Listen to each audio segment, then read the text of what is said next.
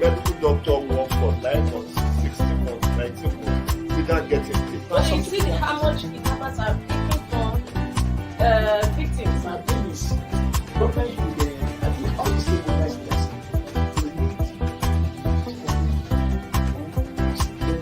get that, and I think we get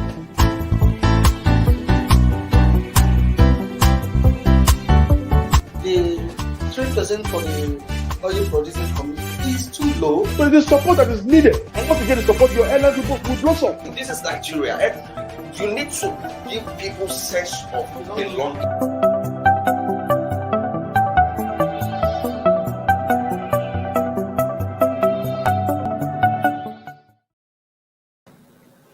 Good morning. It's the last edition for the week of Inside Nigeria, and of course we welcome you on board on this Friday, October 29, 2021. Good morning, Winifred. Good morning, Body, and of course, permit me to wish you happy birthday on the set of Inside Nigeria this morning. Thank you. Good morning, viewers out there. This is the last production for the week of Inside Nigeria. Thank you for keeping faith with us. And of course, we have a lot to discuss with you today or to dissect for your own delight this morning. Well, as usual, we're starting with Nigeria's first Friday newspaper. That is the Leadership Friday. On the front page of Leadership this morning, rot in education sector. ASU moves again overseas education for children of the elite.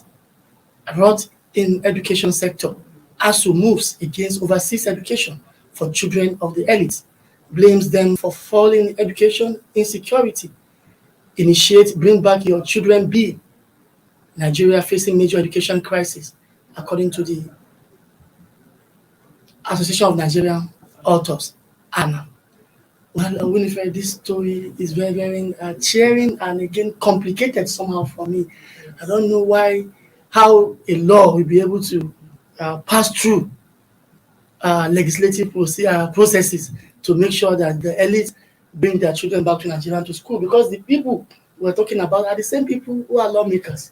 So yes, exactly. And in the first place, we call it elite now. but did you know that even middle class children, even if it's all their savings, they send their children. Exactly, that's what I'm saying. Top level civil servant. They send their children have the means. Exactly, that's what happens. And for me, I'm thinking whether it should be a matter of choice or something. It's not just the exclusive preserve of the elite.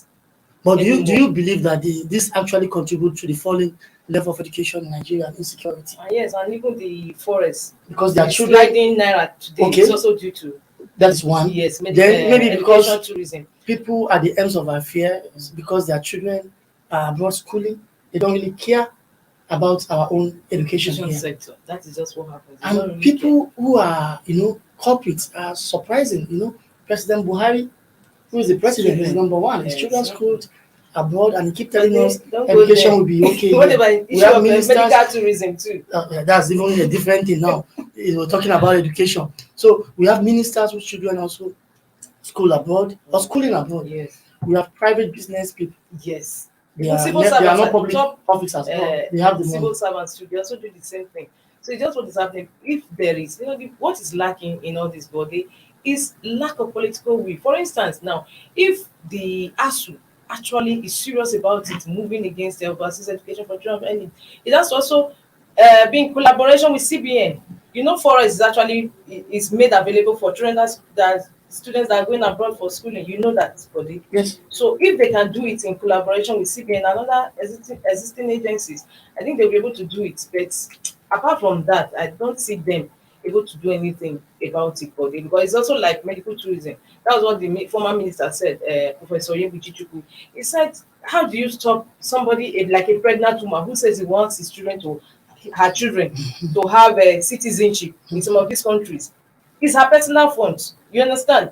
So they decide that they want to go and have children abroad. It's also part of medical tourism, so that they can get this Green Card Act. So how do you now stop somebody like that? So in the same way, this overseas education for children of the elite.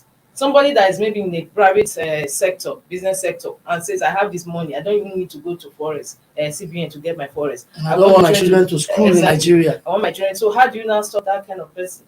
Well, Exactly. You want to liaise with embassies, please don't be giving visas to scholarship visas to children, students from Nigeria going to all these countries. So anything apart from that, I don't see how they are going to stop it or buy it. That is it.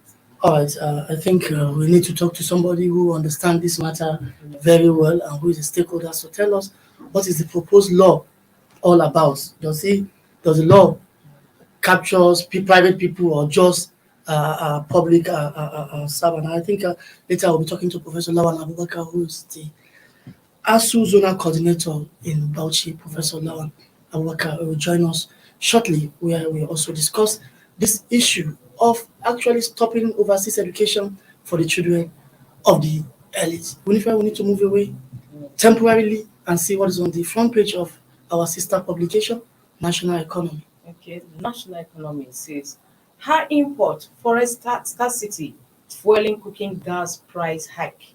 High import, forest scarcity, fueling cooking gas price hike. As experts tax federal government on massive investment. That is on national economy today, 29th of October.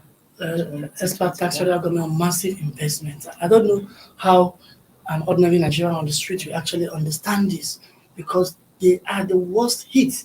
They are the ones affected, like you and I.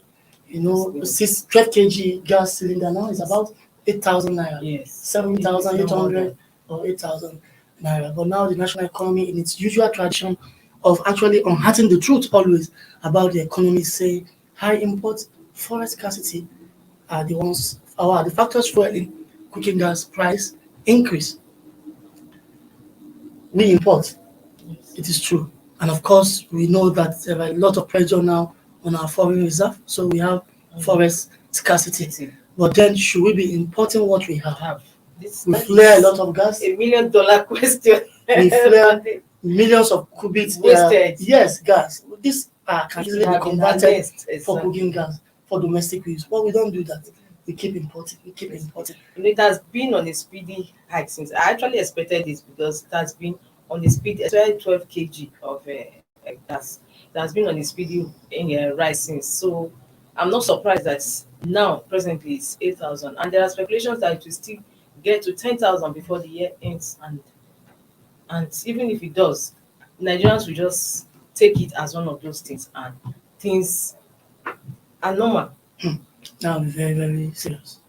That will be very, very serious. Even particularly as we approach the yellow tide, the December, Christmas, but most of these are New Year elites, celebration. like we talked about in our previous publication. They don't go to the market. They are not the ones that go to the market. They have a chef at home who do the cooking for You them. just provide So the they are money. the ones, exactly. And they have the money. Or they have the money. So it's not an issue for them. It's those that are below. Remember one time like that, they said they want to preserve our forests, so everyone should go towards gas use. So you can imagine now the poor, how are they going to continue paying for gas that is virtually, or that is obviously beyond their reach? Things are just piling up on the common man. I'm just wondering how long they are going to be able to resist this pressure and continue to. Well, government need to have a rethink. Like experts are saying that the government should actually invest massively.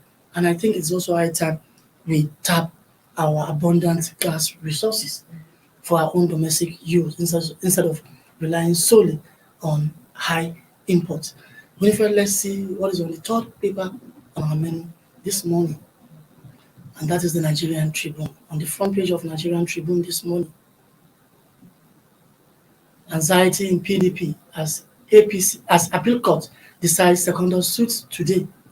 Anxiety in PDP as appeal court decides secondary suits today. Convention will open floodgates for defection to PDP, according to Adamawa State Governor Ahmadu Umaru Fintiri. Osun PDP adopt Oyinlola as candidate for position of Deputy National Chairman. Mimiko, former Ondo State Governor Olusegun Mimiko, rejoins party after meeting with Makinde, Wike, Tambuwa, and Governor Ikpeazu of Abia State. Well, Winifred, is one other issue today we'll be looking into. The crisis in the PDP, and about 2 hours from now, the appeal court sitting in Port Harcourt will be Deciding. yes on whether the special elective convention of the PDP should go ahead tomorrow or not, as requested by the embattled national chairman Prince Uche Secondus. I think we can only keep our fingers We can only keep our crossed fingers and crossed. await the court's verdict. And if it goes the other way, well, PDP only brought this on itself. Yes, because by just like having you- disregard for due process. Yes, exactly. No internal Somebody democracy. have a tenure of office, Yes. and that office has tenure. Yes, like you are saying. Then wait for the end of the tenure. Exactly. Take him out. Take him out. Except you have a case of misconduct against him. I know there are other mechanisms to remove someone from office before the end of his or her tenure. But in this case, there is no any case of misconduct against Secondus. But it's so sad that people don't even learn from history. They don't learn. PDP for at this instance ought to have learned from its past, Yeah, I don't think they are given what it has any faced, lesson. what it has gone through in Exactly. this kind of situation. Losing power in 2015 Exactly. and now struggling to And gain it power. was that wranglings within the party that also caused it is the center. At the end of the day, that governors had to leave and vacate the party, and that was what gave rise to APC coming on board. But unfortunately, PDP has still not learned its lessons, because this is somebody that has just barely 2 months to go Less than on 2 that months. seat. So what stopped them from waiting for him for his tenure to elapse Less than 2 before deciding on what to do? Yeah, they had to take him out just before that time, just because somebody who feels is bigger than the party is paying his. Look at the paying miscalculation. Yes, like you said, he had about 2 months to leave in December, December. initially. Then part of the agreement reached to bring peace to the party was that the convention should be brought forward to October. Yes. So if you have allowed him, the man will have quit tomorrow, and you elect another chairman at the convention. And what the man is even saying, what the man is telling the court is that, well, I ought to preside Yes. at the convention. And that is the truth. He's not even saying, I want to go back as a national chairman. I want to preside, but they are not trusting him. You understand? Preside. Like you said, well, you are correct that the PDP brought this upon itself. Well, viewers, we need to go on a short break. When we come back, we'll continue with the newspaper review segment and also delve into some discussion on topical issues of the day. We'll be back shortly.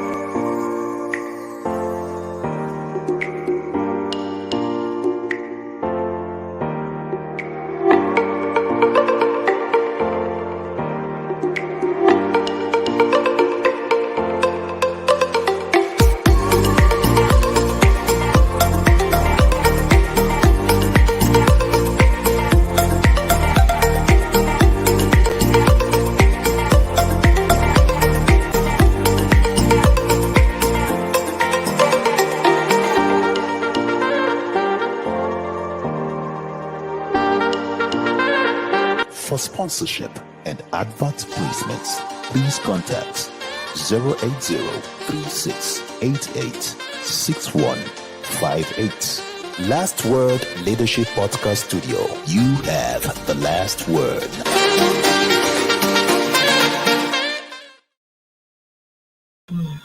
Welcome back. It's still Inside Nigeria for this Friday morning, October 29, 2021. Well, like I said earlier, they were going to dissect more the leadership front page story today about ASU moving against overseas education for children of the elite. And of course, we are being joined by Professor Lawan Abubakar, ASU Zonal Coordinator in Bauchi. Good morning, Professor Abubakar. Good morning, Abu. How are you? Good morning. I'm fine, sir. Thank you for creating time to join us here at the Leadership Podcast Studio this morning in Abuja. You are welcome. All right, Professor Abubakar, let's go straight to the point. You have seen what is on the front page of Leadership this morning, which is the lead story, our lead story this morning, and also a reportage about an event you undertook in Bauchi yesterday. Now, how will you go about this? How will you going to stop the children of the elite from schooling abroad, what we see as their right? Abu, you see, the comrade president made that presentation yesterday, and we've been nursing the idea for quite some time now. It is possible when we go to do it lawfully. We are working on a bill. We will sponsor that bill with the National Assembly so that if that bill is passed and assented to into law, that idea will see the light of the day. And just like the president said yesterday, most of these elites who are leaders in this country help to wreck the educational system and ending up sending their children abroad. And most Nigerians would have seen trending in social media how these government officials have been celebrating the convocation of their children outside this country when our educational system is something else. As we've been trying to persuade these officials of government to look into the educational system in the country that is continually getting backwards. You will understand with me the public education system at primary and secondary levels are already gone. What remains is some little percentage at the tertiary level, and is not unconnected with struggles of unions such as ASU. We've been dealing with government right now since 2009 to honor the agreement signed with government.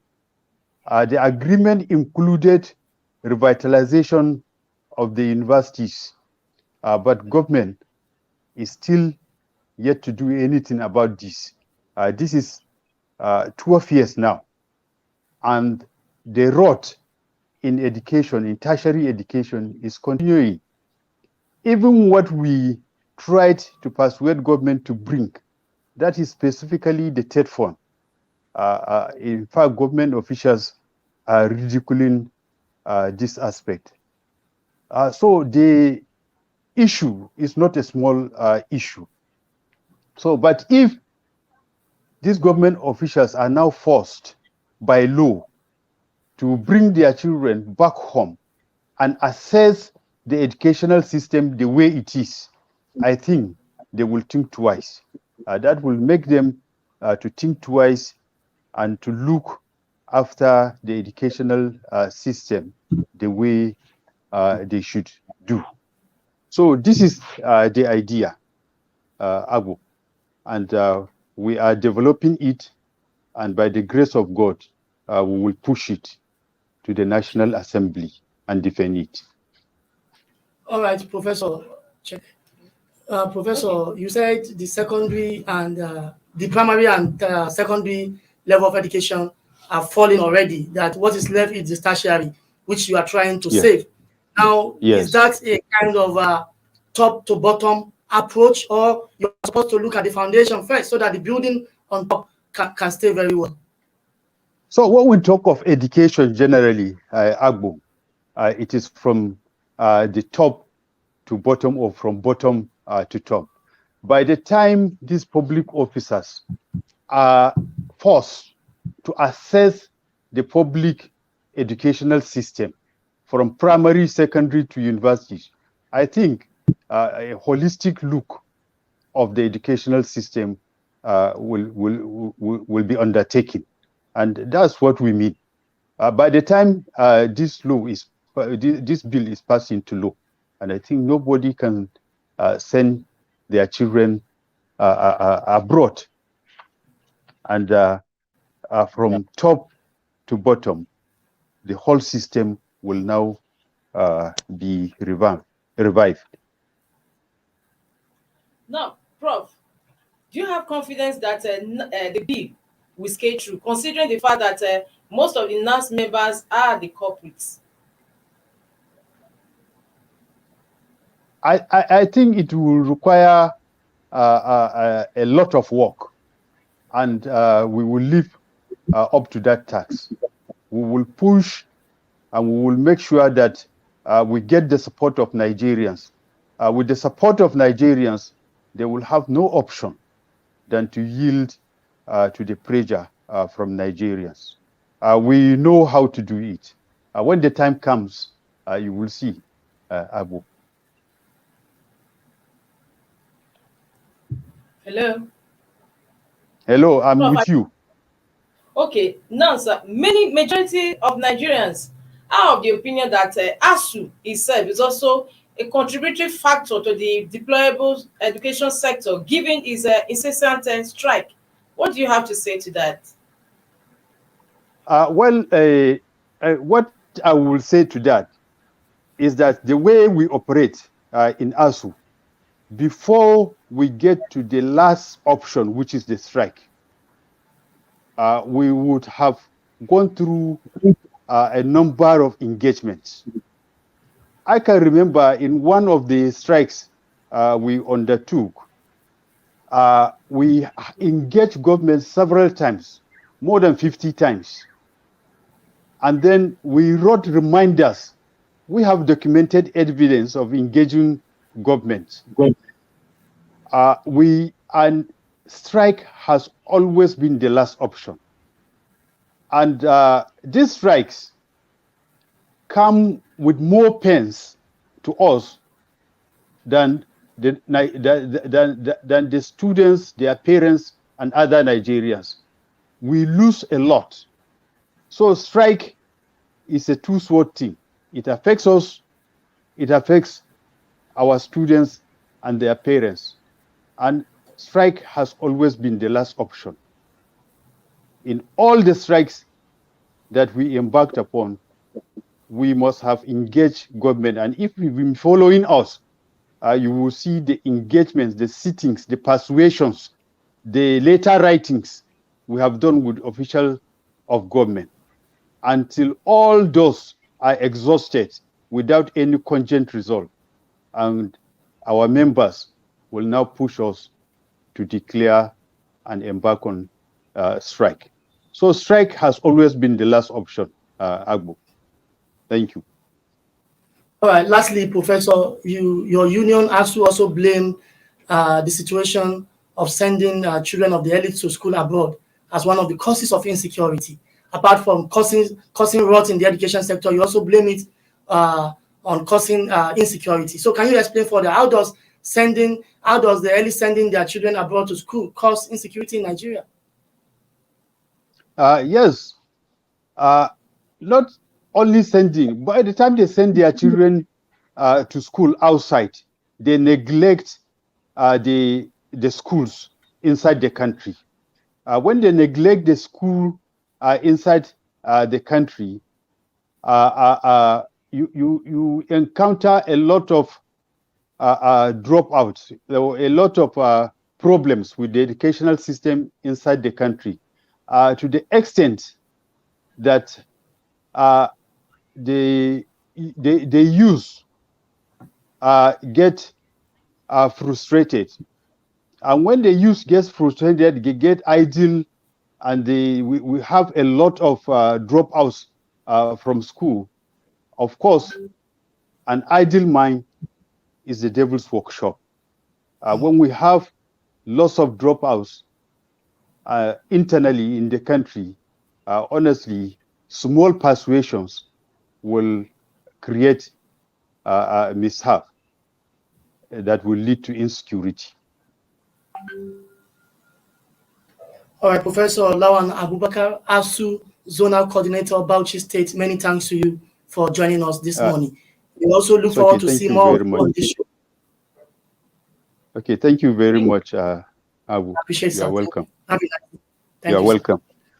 Yeah, thank you. We listened to Professor Abubakar and he explained what they meant by accusing elites of sending their children to school abroad, causing insecurity and rot in the Nigerian education sector. And as well, they were planned to send a bill to the National Assembly to compel them to bring back their children here, to them to school.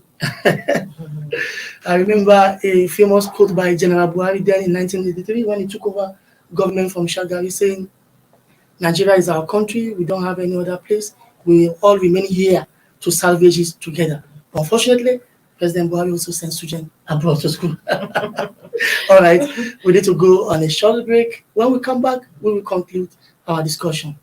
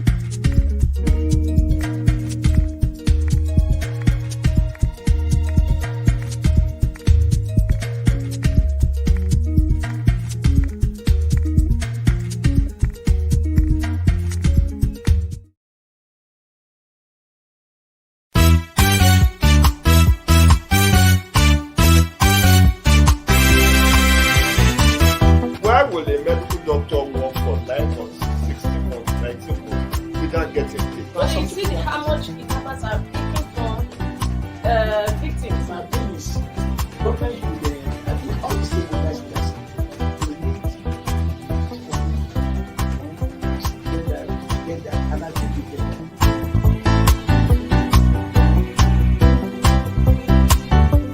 The 3% for the oil producing community is too low. But the support that is needed. And once you get the support, your energy will blossom. This is Nigeria. You need to give people sense of belonging.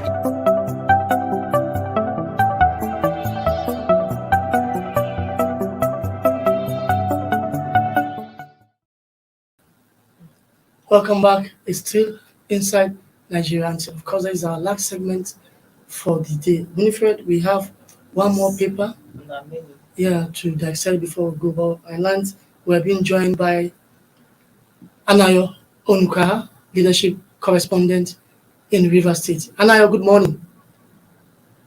Morning. How is Port Harcourt this morning? We're fine. Thank God today we have a very bright day. There's no rain at all.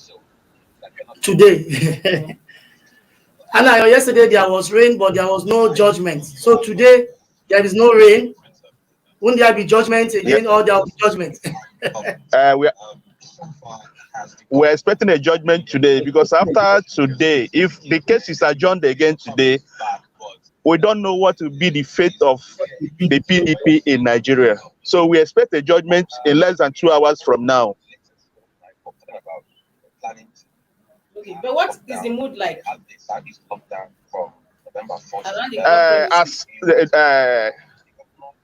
Same thing as it was yesterday. Though yesterday's own, the guys that were coming in were disrupted by rain. But as usual, security is gradually building up. The security presence here today may be more than it was yesterday, because the tension is getting higher and higher, more than that of yesterday. So, Anayo, finally, what do we expect? I know it's either this way or the other way, whether the PDP say, the court will say, go ahead with the convention, or they will say, no, you have to allow Uche Secondary to decide, so don't go ahead with the convention unless Prince Uche Secondary's rights are protected. So, Yeah. in the event, yes, that either of the side will actually happen today. So, but what do you foresee? Like you said earlier, that well, the fate of the PDP hangs on that judgment. So, what do you foresee? If the court asks PDP to proceed, or if they say they should hold on, what do you foresee the PDP turning to? What from what I'm seeing and what I've gathered since this issue came up for judgment since on Tuesday, two things will happen. Okay. That is, if the Uche Secondus has his way by the court ruling in his favor, the suspending the National Special Convention, the PDP will approach the Supreme Court. If the PDP has its way and Uche Secondus loses, Secondus has serious backers and he will surely approach the Supreme Court. I believe everything about this issue will end up at the Supreme Court. That is a long way. All right, many thanks to you, Anayo Onukala, leadership correspondent in River State. We wish you all the best and enjoy your day. Thank you. Thank you. Even if it goes to the Supreme Court, the convention would have held Saturday before that happened. Exactly, but Before then the this ACPM convention can undo the Supreme Court can undo the convention. and declare it null and void. Exactly. So crisis, waste of time, waste of money, and the rest of it. I believe what you said earlier, that PDP actually brought this on itself, and it is unnecessary in the first place. Winifred, what do we have on the front page of this day newspaper? This day, Buhari, that is the President Muhammad Buhari, destabilizing forces weaponizing frustration of marginalized groups. Destabilizing forces weaponizing frustration of marginalized groups. Urges African leaders to renew social contract with people. All right, Winifred, I think before we dissect this, Barrister James, a PDP chieftain, has just joined us to throw more light on the crisis rocking the PDP. Good morning, Barrister James. Yes, good morning, sir. Good morning. How is Port Harcourt this morning, or you are in Abuja? Port Harcourt is calm, and we are just waiting for the Court of Appeal panel to reconvene by 12 noon today and do what is just for the party. So let's go straight to the business. Which side do you belong to in the PDP? Which side? Which side of the divide?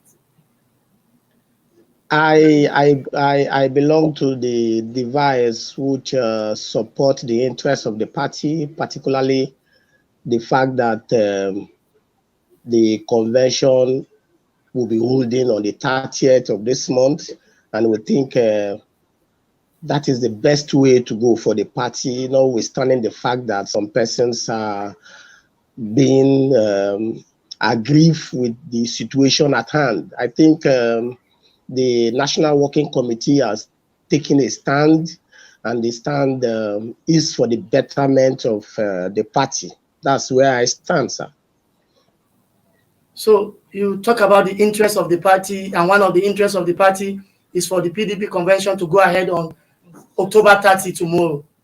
So is the Very interest correct. of the party also include stampeding Prince Uche Secondo out of office against No, I don't think office? No, I don't think is stampeding him. The proper procedure was followed, commencing from the ward level where he belongs to, and if the ward has taken the decision suspending him, I think it follows the letters and wordings of the Constitution. If the ward has suspended him, I think that holds. That's my position. But Barrister James, his tenure was supposed to have elapsed in December. Don't you think that the party, given its antecedents in all these wranglings and lack of democracy, internal democracy, or to have waited until his tenure elapsed in December before taking on this decision?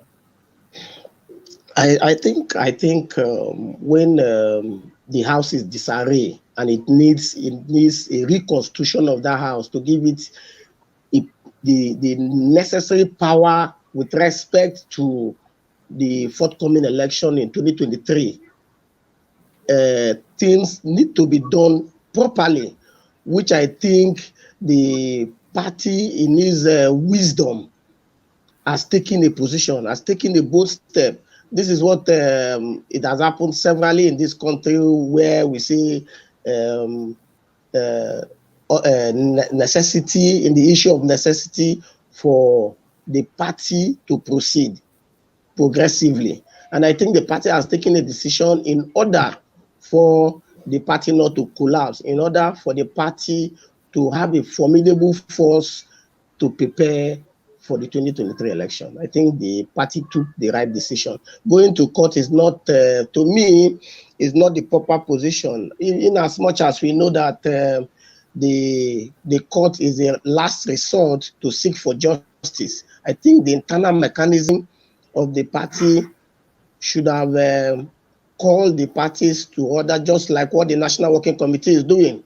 Call the members of the party together and sit and resolve this matter within the party, as in settling this matter out of court. That's my position. All right, finally, Barrister James.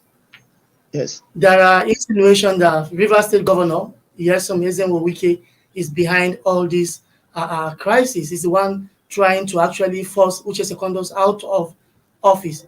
Do you believe this? What are the reasons why Governor Wike will be after a prominent ally like Secondus?